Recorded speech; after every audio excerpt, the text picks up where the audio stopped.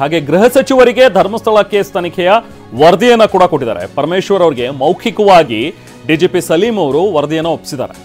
ಏನೇನು ನಡೀತಾ ಇದೆ ಅನ್ನುವಂಥದ್ರ ಬಗ್ಗೆ ಬೆಂಗಳೂರಿನ ಪರಮೇಶ್ವರ್ ಅವರ ನಿವಾಸಕ್ಕೆ ಬಂದಂತಹ ಡಿಜಿಪಿ ಸಲೀಂ ಅವರು ಇವತ್ತು ಚರ್ಚೆ ಮಾಡಿದ್ರು. ಪರಮೇಶ್ವರ್ ಅವರ ಜೊತೆಯಲ್ಲಿ ಸುಮಾರು 1 ಗಂಟೆಗೂ ಹೆಚ್ಚು ಕಾಲ ಚರ್ಚೆ ನಡೆದಿದೆ. ಸುದೀರ್ಘವಾಗಿ ಇಬ್ರು ಕೂಡ ಚರ್ಚೆ ಮಾಡಿದ್ದಾರೆ. DGIGP ಆಗಿರುವಂತಹ ಸಲೀಂ ಅವರು ಮಾಹಿತಿಯನ್ನ ಶೇರ್ ಮಾಡ್ಕೊಂಡಿದ್ದಾರೆ. ಅಂದರೆ ಪರಮೇಶ್ವರ್ ಅವರಿಗೆ ಗೃಹ ಸಚಿವರು ಈಗ SITಯ ಒಂದು ತನಿಖಾ ವರದಿ ಇದು. ಸೊ ಏನು ಪ್ರೋಗ್ರೆಸ್ ಏನಾಗಿದೆ ಇದೆಲ್ಲದ್ರ ಬಗ್ಗೆ ನೋಡಿ ನಾವು DGIGP ಸಲೀಂ ಅವರನ್ನ ದೃಶ್ಯಗಳಲ್ಲಿ ನೋಡ್ತಾ ಇದ್ದೀವಿ. ಇವತ್ತು ಗೃಹ ಸಚಿವ ಪರಮೇಶ್ವರ್ ಅವರನ್ನ ಭೇಟಿಯಾಗಿ ಇದೇ ಕೇಸ್ಗೆ ಸಂಬಂಧಪಟ್ಟಂತೆ SIT ಏನು ಫಾರ್ಮ್ ಆಗಿದೆ, SIT ನಡೆಸ್ತಾ ಇರುವಂಥ ತನಿಖೆ ಎಲ್ಲಿಗೆ ಬಂದಿದೆ, ಎಲ್ಲಿವರೆಗೆ ಸಾಗ್ತಾ ಇದೆ, ಹೇಗೆ ನಡೆದಿದೆ ಈ ತನಿಖೆ ಅನ್ನುವಂಥದ್ರ ಬಗ್ಗೆ ಒಂದು ಮೌಖಿಕ ವರದಿ. ಇದು ಫೈನಲ್ ವರದಿ ಏನಲ್ಲ, ಅಥವಾ ಇಂಟ್ರಿಮ್ ವರದಿಯನ್ನು ಕೂಡ ಅವರು ಕೊಟ್ಟಿರುವಂಥದ್ದಲ್ಲ.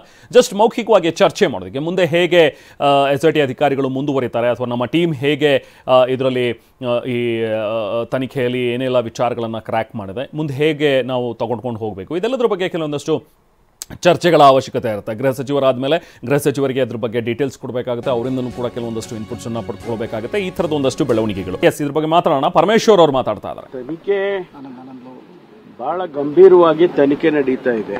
ಯಾಕೆಂದ್ರೆ ಒಂದು ಕೋಟ್ಯಾಂತರ ಭಕ್ತಾದಿಗಳು ಧರ್ಮಸ್ಥಳದ ಬಗ್ಗೆ ಆತಂಕವನ್ನ ವ್ಯಕ್ತ ಮಾಡಿದ್ದಾರೆ. ಸತ್ಯ ಏನಾದರೂ ಹೊರಗಡೆ ಬರಬೇಕು ಅಂತ ಕಾಯ್ತಾ ಇದ್ದಾರೆ. ಅದಕ್ಕೆ ಸ್ವಾಭಾವಿಕವಾಗಿ SITಗೆ ಅವರ ಮೇಲೆ ಜವಾಬ್ದಾರಿ ಹೆಚ್ಚಿದೆ. ಅದರಲ್ಲೂ ಕೂಡ ಈಗ ಚಿನ್ನಯ್ಯ ಅಂತಕ್ಕಂಥವ್ರನ್ನ ಅರೆಸ್ಟ್ ಮಾಡಿದ ಮೇಲೆ ಅವರ ಹೇಳಿಕೆಗಳು, ಅದರಿಂದ ಆಗ್ತಕ್ಕಂಥ ಫಾಲೋಔಟ್ ಎಫೆಕ್ಟು, ಇದೆಲ್ಲವನ್ನು ಕೂಡ ಬಹಳ ಗಂಭೀರವಾಗಿ SITನೂ ಗಮನಿಸಿದೆ. ನಾವು ಸರ್ಕಾರ ಕೂಡ ಇದು ಆದಷ್ಟು ಬೇಗ ಇದನ್ನು ಮುಗಿದ್ರೆ ಒಳ್ಳೆಯದು ಅಂತ ಹೇಳಿ ನಾವು ಕೂಡ ಅಂದ್ಕೊಂಡಿದ್ದೇವೆ. ಹಾಗಾಗಿ ಅವರು ಬೇಗ ಮುಗಿಸ್ಬೇಕು ಅಂತಕ್ಕಂಥದ್ದು ಅವರು ಕೂಡ ಪ್ರಯತ್ನ ಮಾಡ್ತಿದ್ದಾರೆ.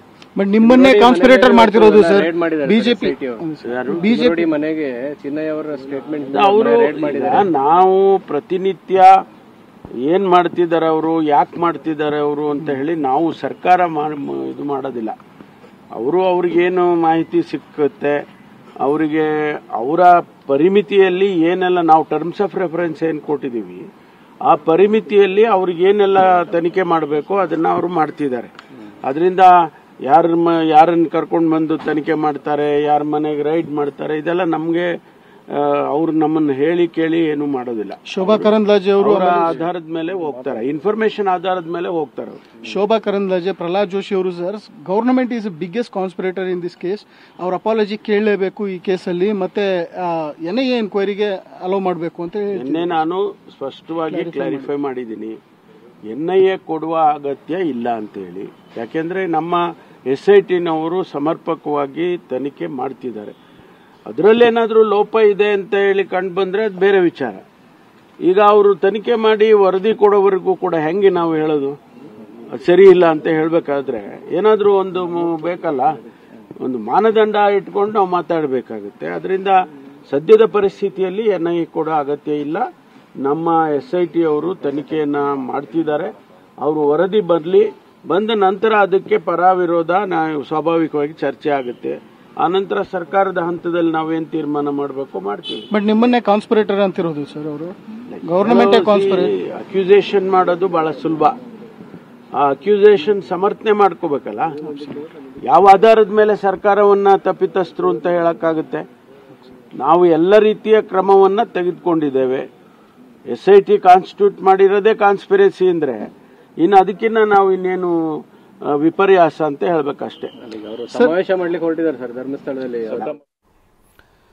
ಇದು ಪರಮೇಶ್ವರ್ ಅವರ ಮಾತುಗಳು.